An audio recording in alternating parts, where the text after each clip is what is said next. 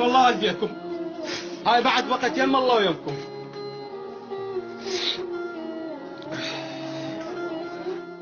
مطالبتنا بتشريع قانون العفو العام اكو الى مبررات واقعيه منطقيه بعيده عن الجانب السياسي. اذا كانت الطاقه الاستيعابيه للسجن المقرره وفق القانون الدولي 1000، اليوم انا في بعض السجون تصل الى 4000 سجين.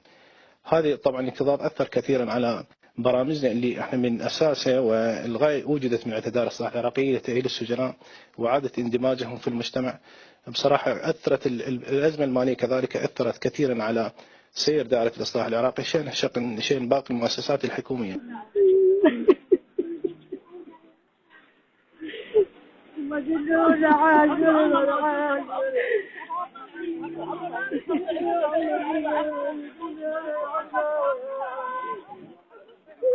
يا ولد يا ولد والله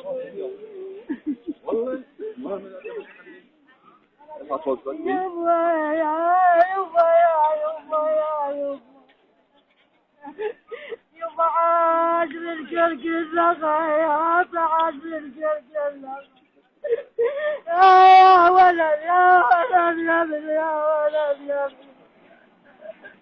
انا عاجبه واسمع الضحك ترى قلب على بذنب الشعيات يا ولد مروعات